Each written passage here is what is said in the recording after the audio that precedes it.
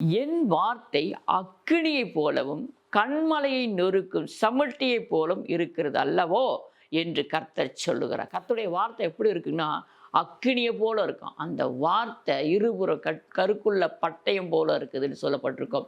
தேவனுடைய வார்த்தை ஜீவனும் வல்லமையுள்ளதாக இருக்கிறது.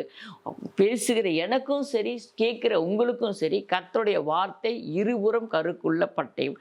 அதுபோல கர்த்தருடைய வார்த்தை அக்கினியா இருக்கிறதுங்கிறான். கண்மலையே நொறுக்கிற சமுட்டிய போல இருக்குதான் அந்த வார்த்தை. அந்த வார்த்தை பிளக்கும். ஒரு சிலருக்கு பார்த்தீங்கன்னா பிளக்கும். அவங்களுக்கு பாவங்கள் செய்திருந்தா அவங்களுக்கு பிளக்கும்.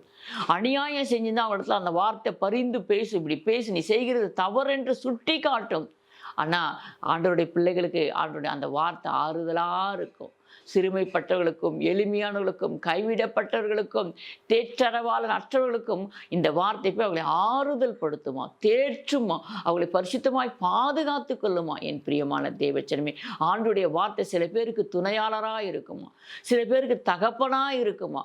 சில பேருக்கு பார்த்தீங்கன்னா தாய் தேற்றுவதை போல் அந்த வார்த்தை தேற்றுமா, சில பேர் ஆறுதல் படுத்துமா, சில பேருக்கு காயம் கட்டுமா. என் பிரியமான தேவச்சனமே, ஆண்டுடைய வார்த்தைக்கு வல்லமை இருக்கிறபடினால என் வார்த்தை அக்கினியை போலவும் கண்மலை நொறுக்க சமுட்டிய போல இருக்குது அப்படின்னு சொல்லுகிறார். இந்த வார்த்தை, அவருடைய வார்த்தை அப்படி இருக்குன்னு சொன்னால் சில பேருக்கு எப்படி இருக்கும், ஆறுதலாக இருக்கும். பிரியமான தேவச்சனமே, பாவம் நிறைந்தவர்களுக்கு இந்த வார்த்தை அக்கினியாக இருக்கும், சுட்டெரிக்கும். அந்த பாவ பழக்க வழக்கத்திலேருந்து அவங்களை மாற்றும். அதே போல் சில பேருக்கு பார்த்தீங்கன்னா ஆண்டவருடைய வார்த்தை ஆறுதலாக இருக்கும், அவருடைய இருதயத்துக்கு ஆறுதலாக இருக்கும். படிக்கும்போது அந்த வார்த்தை போய் அவங்க இடத்துல சேரும்போதே அவங்க கண்ணிலேருந்து தண்ணியாக ஒழுகும். பிரியமான தேவச்சனமே, அந்த வார்த்தை அவங்களை ஆட்சி தேற்றும். அந்த வார்த்தை அவளோடு கூட பேசும், அவங்களுக்கு கத்த வழி நடத்தும். பயப்படாதே, நான் உன்னோடு கூட இருக்கேன்னு சொல்லும். அந்த வார்த்தை தாங்க வல்லமை உள்ள வார்த்தை. அந்த வார்த்தை தாங்க ஜீவனுள்ள வார்த்தை. அந்த வார்த்தை தாங்க பரிந்து பேசுகிற வார்த்தை. அந்த வார்த்தை தாங்க நமக்காக திறப்பில் நிற்கிற வார்த்தை. அதுதாங்க ஜீவனுள்ள வார்த்தை. அதுதாங்க கர்த்தராகிய இயேசு கிறிஸ்து. அவர் தான் வார்த்தையாக இருக்கிறார், நமக்காக கிருபையாக இருக்கிறார். அந்த வார்த்தையை நம்ம உட்கொள்ளும் பொழுது, எரேமியா சொல்லுவது போது, ஆண்டுடைய வார்த்தை கிடைத்த உடனே நான் அவளை உட்கொள்கிறேன், அது என்னுடைய இருதயத்துக்கு மகிழ்ச்சியாக இருந்தது என்று சொல்வார். பிரியமான தேவச்சனமே, அந்த வார்த்தைக்கு அவ்வளவு ஒரு சந்தோஷம்.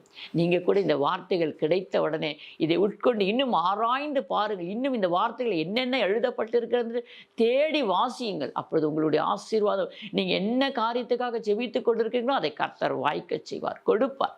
ஏன்னா ஆண்டவர் அவருடைய வார்த்தையை அனுப்பி ஒரு தாய் தேற்றுவது போல தேற்ற முடியும்னு சொன்னால், கண்ணீரோடு காத்து கொண்டிருக்கிற நமக்கு அவர் உதவி செய்ய மாட்டாரா? நம்மை விடுவிக்க மாட்டாரா? நமக்கு பாதுகாப்பாக இருக்க மாட்டாரா? அவர் தானே நமக்கு சொல்லியிருக்கார், நான் உங்களுக்கு தாயும் தகப்பனுமா இருப்பேன்னு சொல்லியிருக்கார். தகப்பன் தன் பிள்ளை அணைப்பது போல நான் உங்களை அணைப்பேன்னு சொல்லியிருக்கிறார். நான் உங்களை வழி நடத்துவேன்னு சொல்கிறார். நீ போகும் இடமெல்லாம் நான் உன்னோடு கூட வருவேன்னு சொல்லியிருக்கார். நான் உங்கள் மேல் என் கண்களை வைத்து உங்களுக்கு ஆலோசனை சொல்லுவேன் என்று சொல்லியிருக்கிறார். பிரியமான தேவச்சனமே, அந்த தேவன் எவ்வளோ அன்பாக இருக்கிறார் பாருங்க. ஆனால் மற்றவர்களுக்கு அவருக்கு ஒரு என்னவோ கொடூரமாக இருப்பார்னு சொன்னால் அக்கினி போல இருப்பாராம், சமுட்டியை போல அடிப்பாராம். ஏன்னா அவர் ஆண்டுடைய வார்த்தைக்கு கீழ்ப்படியாமல் இந்த சவுலை போல ஓடிக்கொண்டு இருக்கிறவங்களை, பவுல் ஒரு காலத்தில் அப்படித்தான் ஓடிக்கொண்டிருந்தார். அவரை பிடித்து அடித்து நொறுக்கி உட்கார வைக்கிற வரலையும் ஆண்டவர் அப்படித்தான் இருந்தார். ஏன்னா எத்தனை ஆண்டுடைய பிள்ளைகளை சவுல் சாகடித்திருப்பான், எவ்வளோ கொடுமைப்படுத்தியிருப்பான். அப்போ ஆண்டருக்கு எவ்வளோ வேதனையாக இருந்திருக்கும். சவுலை தொட்டார், அவனை பவுலாக மாற்றி எடுத்து பயன்படுத்தினார். அதே போல பழைய ஏற்பாட்டில் இருக்கிற சாமுவேலும் அப்படித்தான் தேவனுடைய வார்த்தைக்கு கீழ்ப்படியாமே போயிருக்கிறார். இஸ்ரவேல் ஜனங்களும் அப்படித்தான் கீழ்ப்படியாமல் தேவனுடைய மனதை நோகடித்திருக்கிறாங்க. என் பிரியமான தேவச்சனமே, நாம் அப்படி இராமல், என் அப்பாவே எங்களுக்கு உண்மை விட்டா யாரப்பா இருக்கிறாங்கன்னு சொல்லி அவருடைய பாதத்தை நம்ம இறுக பிடித்து கொள்ளும்போது தேவன் நம்மை தழுவி கொள்ளுவார். அவர் அப்படியே அரவணைத்து கொள்ளுவார். ஒரு தாய் தன் பிள்ளையை தேற்றுவது போல நம்மை தேற்றுவார். பிரியமான தேவச்சனமே, யார் நம்மை தேற்றினாலும் சரி, தேற்றவில்லை, கர்த்தருடைய வார்த்தை நம்மை தேற்றும். அந்த வார்த்தைக்கு வல்லமை இருக்கிறது, அந்த வார்த்தைக்கு ஜீவன் இருக்கிறது. அது உயிரோடு கூட இருக்கிறபடினால் நம்மை தேற்றும், ஆற்றும், வழி நடத்தும். ஆமென். ஹல்லேலூயா.